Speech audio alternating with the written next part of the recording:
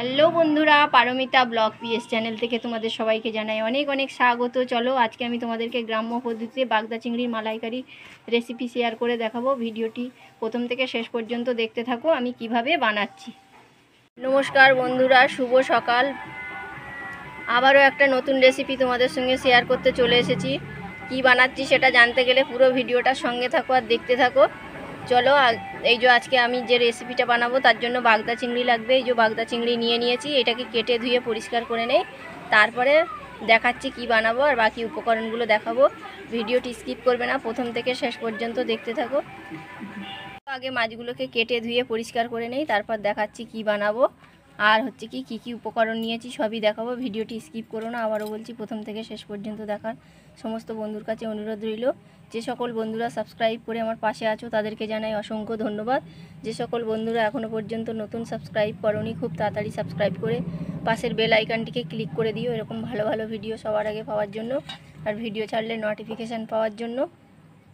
তোমাদের ভালোবাসা আর আশীর্বাদ ছাড়া আমি কিছুই করতে পারবো না, সেটা তোমরা সবাই জানো। তো আমি খুবই অসুস্থ, তোমরা তো জানো। তাই তোমরা যদি আমাকে একটু বেশি করে আশীর্বাদ আর ভালোবাসা দাও, আমাকে আমার পাশে থাকো, তো খুব ভালো হয়। চলো আগে এইগুলোকে কেটে নেই। চলো বন্ধুরা, তোমাদেরকে তো আগেই বলেছি এটাও দুর্গাপুজো স্পেশাল একটা রেসিপি নিয়ে চলে এসেছি। তোমাদেরকে তো দেখিয়েছিলাম বাগদা চিংড়ি এনেছি, তাই চিংড়িটাকে কেটে ধুয়ে পরিষ্কার করে নিয়েছি। আর এই দেখো এখানে নিয়ে নিয়েছি নারকেলের দুধ, এখানে নিয়ে নিয়েছি ঝাল লঙ্কার গুঁড়ো, হলুদ গুঁড়ো, জিরে, ধনে, গোলমরিচের গুঁড়ো। আমার মা শুকনো খোলায় ভেজে এটাকে গুঁড়ো করে রেখেছে আগে থেকে। আর নিয়ে নিয়েছি নুন। এখানে ফোড়নের জন্য আছে এলাচ, লবঙ্গ, দারচিনি, তেজপাতা, কুচানো পেঁয়াজ, আদা রসুন বাটা, কাঁচা লঙ্কা, টমেটো কুচি। তো চলো রান্নাটা তাহলে শুরু করা যাক। বানাবো বাগদা চিংড়ির মালাইকারি। চলো, তার জন্য আমি আগে থেকে একটু নুন আর হলুদ মাখিয়ে রাখি চিংড়িটায় আগে থেকে। আমার কতটা শরীর খারাপ তোমরা আমার হাত দেখেই বুঝতে পারছো, তার সত্ত্বেও আমি ভিডিওগুলো করছি। তোমরা আমাকে বেশি বেশি করে একটু ভালোবাসা আর আশীর্বাদ দাও, প্লিজ প্লিজ প্লিজ। সবার কাছে একটাই চাওয়া পাওয়া, আমি চলে যাওয়ার আগে যেন তোমাদের কাছ থেকে আমি অনেকটা ভালোবাসা আর আশীর্বাদ পেতে চাই। তো দেখতে পাচ্ছ আগে থেকে গ্যাসটা ধরিয়ে কড়াই তেল দিয়ে দিয়েছি।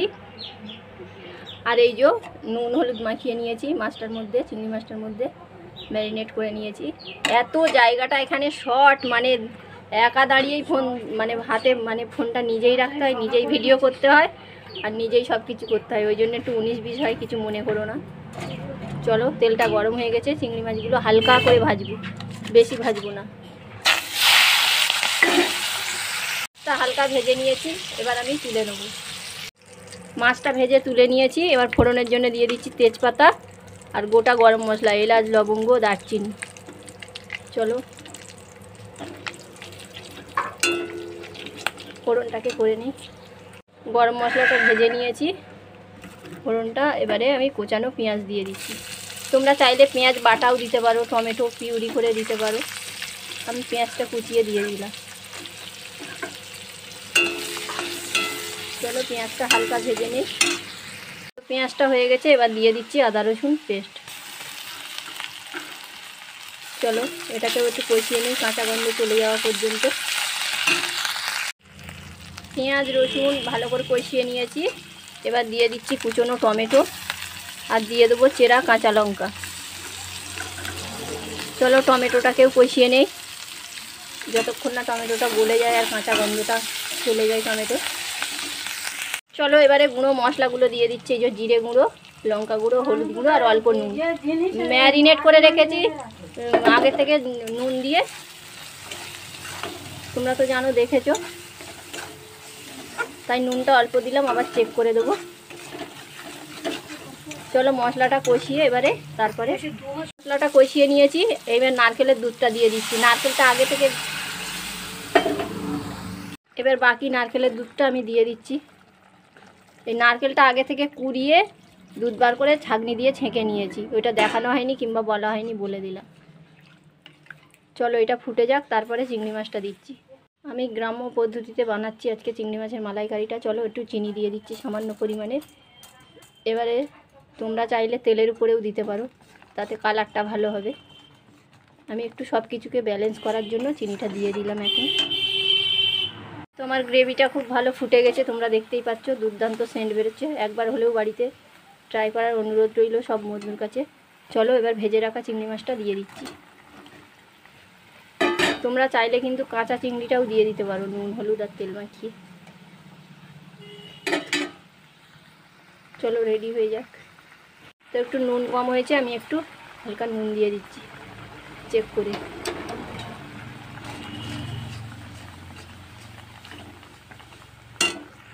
চলো বন্ধুরা, চিংড়িটা সেদ্ধ হওয়ার জন্য একটু চাপা দিয়ে দিচ্ছি। চলো এবার ঢাকাটা খুলে দেখবো কেমন হলো। দেখতে পাচ্ছ নিশ্চয়ই কালারটা কত সুন্দর এসেছে আর দুর্দান্ত সেন্ট বেরোচ্ছে। চলো এবারে একটু এই যে মানে গরম মশলা গুঁড়ো দিয়ে দিচ্ছি, দিয়ে নামিয়ে নেব।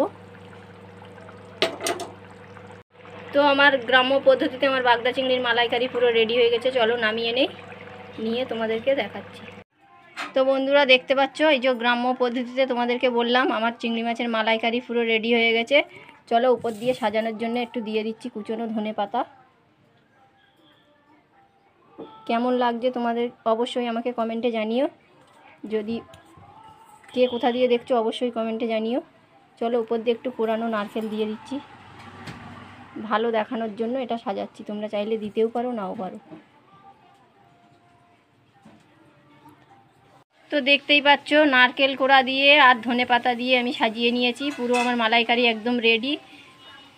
কেমন লাগলো অবশ্যই আমাকে কমেন্টে জানিও। যদি ভালো লেগে থাকে লাইক শেয়ার কমেন্ট করো। যদি না আমাদের চ্যানেলটিকে এখনও সাবস্ক্রাইব করে থাকো, খুব তাড়াতাড়ি সাবস্ক্রাইব করে বেল আইকনটিকে ক্লিক করে দিও, এরকম ভালো ভালো ভিডিও সবার আগে পাওয়ার জন্য, আর ভিডিও ছাড়লে নোটিফিকেশান পাওয়ার জন্য। আবার খুব তাড়াতাড়ি নতুন একটা রেসিপি নিয়ে চলে আসবো। ততক্ষণের জন্য তোমরা সবাই ভালো থেকো, সুস্থ থেকো, সাবধানে থেকো, বাই।